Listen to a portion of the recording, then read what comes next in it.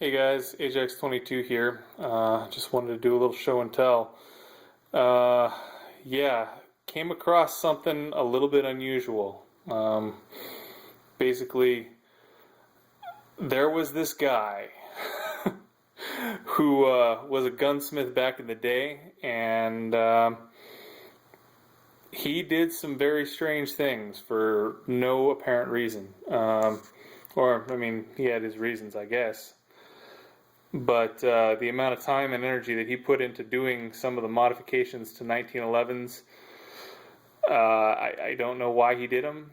But damn, it came out interesting. He sort of inadvertently came up with Steampunk 1911s, and I guess GI parts were cheap. You're gonna cry when you start hearing what these things were.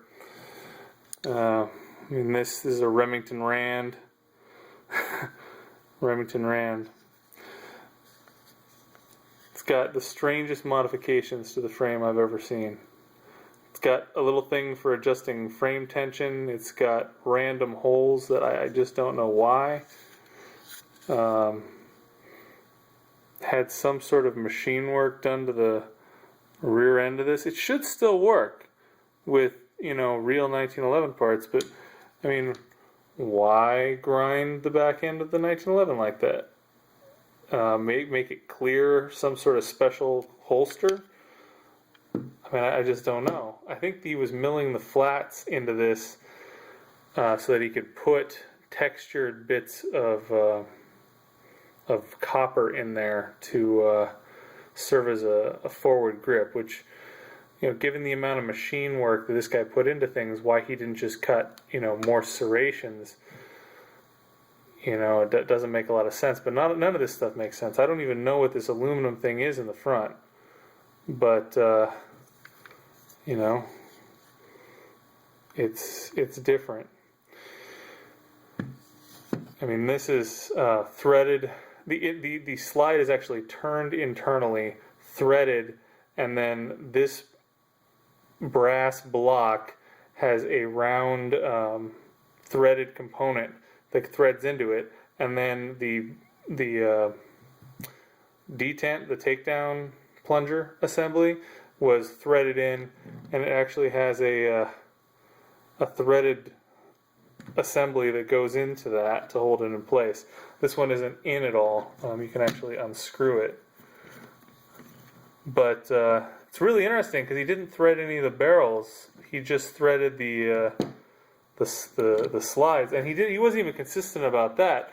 There's a couple of extra slides here that when I get some more 80%, I'm gonna have to start turning into other steampunk guns to complete. Occasionally, he would thread the slide. Externally thread it. We have the matching chunk of copper or brass. Sorry about the glitch. My phone ran out of memory, so I deleted some things. Anyway, we have the matching chunk of brass to go with that. So either leave it as is or use it as the basis for something interesting. There's all manner of unusual compensator / front sight assemblies. Interesting steampunky front ends. And this is you're gonna cry. That's a prancing pony, World War I Colt, that for whatever reason we only have the front of, and then it got modified to take a strange muzzle weight assembly that's partially brass. Yeah, very strange.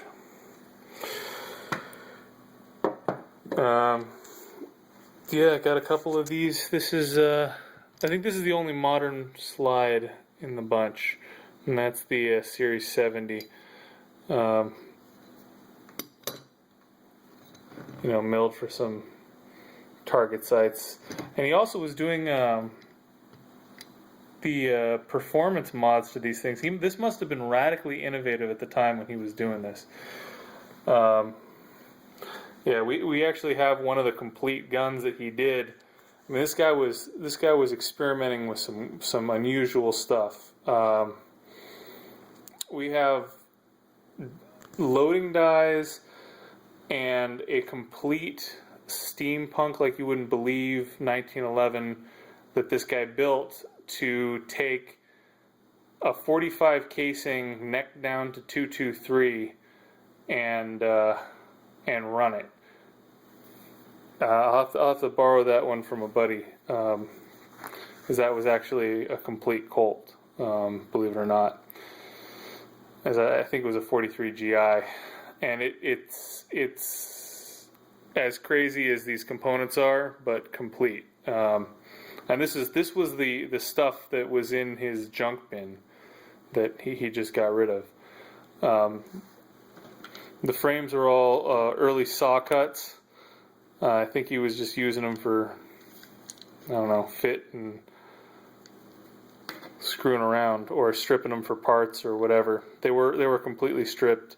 I had some grips and some stuff lying around from those other projects, and my plan is actually to put a block on there just so that it can have a hole for the barrel to latch into, and then leaving the rest of it open, and building it as like a captured recoil assembly, maybe out of copper or brass or some combination of the two, so that it from here forward. Here, let's push the barrel back in. So from here forward, it'll be an exposed spring hanging down, and then it'll just be a little block attached to this. We could either screw it or TIG weld it or whatever. But it'll be amazing. It really will. It's an actual 45 barrel. I know it looks brass, but it's a 45 barrel that was turned down, and then the brass, for whatever reason, was shaped to have a little bit of a taper to it, and that was fitted to the outside of the barrel permanently, I believe. And then the muzzle, the little steel muzzle thing, is actually held on with a set screw on the side. Yeah, every bit of these things is slightly different. This one's cut for the same sights that are on this slide, so we can just transfer that over in the short term. Yeah, you just got to track down a couple more 1911 parts. I thought I was done tracking those down, but I'm gonna need everything I can get my hands on. We should have enough to do 5 solid, really unusual steampunk guns, and there's going to be a decent amount of barrel work in most of these over here, and this one I think is going to need some tuning to get to a happy place. I'm thinking that instead of these grips that are on it, because these were just in my parts bin, I might actually take and cut some 1/4-inch brass plates and put those on. I mean, file them down so they got a nice buttery round edge to them, and then countersink them slightly, and that'll give a really cool look to it. And then if I TIG weld an aluminum block on there for the lug, then I can anodize the whole thing, or we could mill down, thread it, and then file the feed ramp. Because if we mill a new block into that by drilling, tapping, and then putting a block on that has the corresponding threads and milling it so that it's flush, and then filing down that feed ramp, that'll work too. And I kind of like the idea of a mechanical bond and then TIG welding it, but that's a lot of work. I'm not going to do anything with the trigger guard. I'm going to leave those open. yeah, it might not be the safest thing in the world, but these aren't really going to be shooting all that much. They're definitely not carry guns. they're range toys, so leaving them open shouldn't be a problem. Yeah, so I got to come up with 3 1911s worth of parts. It's going to be a challenge. I'm going to start with these two. That should be a good start. And this one, you know, got a grip safety on there, got a mainspring housing.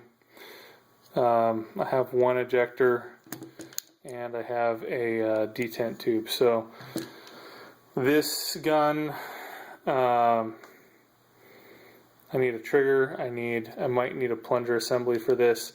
I'll need a some kind of hammer and hammer strut, trigger. I'm going to need all the components from the slide. I'm going to need the extractor. I'm going to need the plate. I'm going to need the firing pin, and I think I have a spring for firing pin, so I'm not going to need that. I'll steal the sights off of this slide for now, and yeah, then that should do it. I have a pin and a link for the barrel. That's going to be a little interesting to get fitted, but oh, and I'm going to need a one of the mainsprings with little fingers and magazines. For whatever reason, I just don't own very many 1911 magazines. At least not regular capacity standard ones. I just never. I usually get one with each gun, and that's good. Sometimes I don't even get the one. That's happened a couple of times. But yeah, this one is probably a good candidate for building as well. Pretty straightforward. Not a lot of crazy mods to it. The only problem is that it's going to take some significant barrel work. I'm going to get to learn more about 1911 barrels. Although I don't know that anything that is in common knowledge would apply to any of the stuff that this guy built, because this stuff is just insane. And just wonderfully insane. Yeah.